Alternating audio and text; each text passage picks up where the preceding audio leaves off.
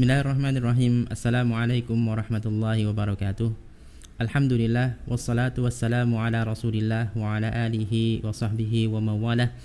Asyhadu an la ilaha illallah wahdahu la syarikalah wa asyhadu anna Muhammadan abduhu wa rasuluhu la nabiyya ba'dah.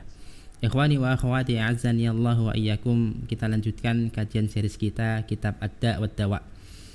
Adapun pertemuan kali ini kita sampai kepada fasal min asrarid du'a, termasuk diantaranya rahasia-rahasia doa.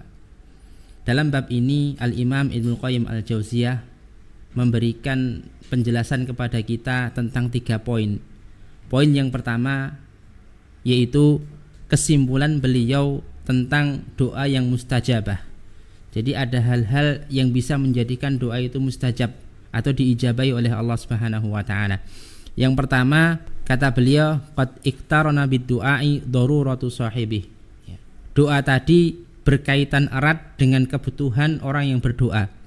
Bisa juga di sini disebutkan bahwasanya ketika seorang hamba tadi berdoa, dia dalam keadaan sangat butuh kepada Allah atau dalam keadaan dia terzalimi. Maka kondisi seperti ini doanya diijabahi oleh Allah Subhanahu wa taala. Kemudian yang kedua, iqbaluhu 'ala Allah. Dia fokus kepada Allah Subhanahu wa taala, memohon kepada Allah Subhanahu wa taala. Kemudian yang ketiga, hasanatun taqaddamat minhu. Sebelum berdoa dia melakukan kebaikan-kebaikan. Maka dengan begini Allah Subhanahu wa taala pun juga akan mengijabahi doanya. Karena dalam ayat Al-Qur'an Allah sebutkan innallaha kana syakiran alima. Sungguhnya Allah Subhanahu wa taala syakiran, maha bersyukur, maha berterima kasih, aliman, dan maha mengetahui. Jadi amal ibadah seorang hamba, kebaikan seorang hamba pasti dibalas oleh Allah Subhanahu wa taala. Kemudian yang keempat, shadafa waqta ijabah. Bertepatan dengan waktu ijabah. Inilah 4 poin yang disimpulkan oleh Ibnu Qayyim Al-Jauziyah. Ikhwani wa akhwati, dalam fasal ini poin yang kedua, Al-Imam Ibnu Qayyim Al-Jauziyah beliau menyebutkan bahwasanya ada sebagian manusia yang mereka dalam berdoa fokus kepada lafaz-lafaznya saja. Mereka fokus kepada lafaz-lafaz tertentu dan meyakini bahwasanya rahasia doa itu tadi ijabah yaitu dengan lafaz-lafaz tersebut. Beliau rahimahullah mengibaratkan ibarat orang yang meminum obat pada waktu yang tepat kemudian sesuai dengan aturan-aturan dokter, maka obat tadi bermanfaat. Tapi kebanyakan orang melihat bahwasanya yang memberikan manfaat utama adalah obat tadi. Nah, seperti ini gambaran orang yang berdoa hanya fokus kepada lafaz-lafaznya.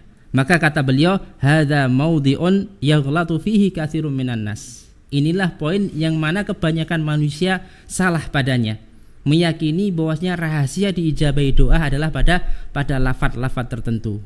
Walaupun pada pertemuan sebelumnya kita pernah bahas ada lafaz-lafaz yang memang di sana sesuai dengan hadis-hadis Rasulullah Sallallahu Alaihi Wasallam dan ketika itu digunakan maka doa bisa diijabahi oleh Allah Subhanahu Wa Taala. Tapi yang menjadi titikkan di sini adalah seorang yang membuat lafaz-lafaz khusus kemudian meyakini bahwa lafaz tadi adalah lafaz yang mustajab, maka ini yang salah menurut Ibnu Qayyim Al-Jauziyah. Ikhwani wa akhwati azani Allah wa iyyakum. Kemudian poin yang ketiga, beliau juga mencontohkan dengan contoh yang lain. Jadi beliau memberikan contoh tentang kesalahan sebagian manusia dalam berdoa. Contohnya ada seseorang yang berdoa kepada Allah. Kebetulan dia berdoa di kuburan dan doa tadi diijabahi oleh Allah Subhanahu wa taala. Maka sebagian orang yang jahil, sebagian orang yang tidak tahu, dia menganggap bahwasanya rahasia dikabulkan doanya tadi karena dia berdoa di kuburan si fulan atau si anu. Lah ini juga termasuk kesalahan. Karena ikhwah fillah hadirin rahimakumullah, rahasia doa dikabulkan itu adalah sebagaimana disebutkan di awal tadi. Bisa jadi ketika orang berdoa di kuburan, ya, dia berdoa hanya kepada Allah. Atau bisa jadi dia menepati waktu di antara waktu-waktu yang mustajabah. Atau bisa juga jadi dia berdoa saat itu dalam kondisi yang darurah atau mungkin dalam kondisi yang dizalimi. Hadirin rahimakumullah, maka beliau menasihatkan Fa in hasala dzalika fi baitin buyutillah, apabila doa tersebut dilakukan di antara rumah-rumah Allah atau di masjidnya Allah Subhanahu wa taala, lakana afdal wa ahabba ilallah, maka sungguh itu lebih utama dan lebih dicintai oleh Allah Subhanahu wa taala. Ikhwani wa akhwati azaniyakumullah, sekiranya memang berdoa di samping kuburan itu diijabahi oleh Allah, atau sekiranya orang yang berdoa dengan doa-doa tertentu yang mana itu menyelisih sunnah Rasulullah dikabulkan, maka hal ini termasuk bagian daripada istidraj menurut Syekh Abdul Razak Al-Badr hafizahullah. Apa itu istidraj? Istidraj adalah Allah memberikan kepada dia kelapangan, Allah berikan kepada dia kemudahan, tujuannya agar supaya dia tetap lalai dari jalan Allah, tujuannya agar supaya dia tetap jauh dari Allah Subhanahu wa taala. Kita berlindung kepada Allah dari hal semacam itu. Wa hadza minni wa akhiru da'wana alhamdulillahi rabbil alamin. Wassalamu alaikum warahmatullahi wabarakatuh.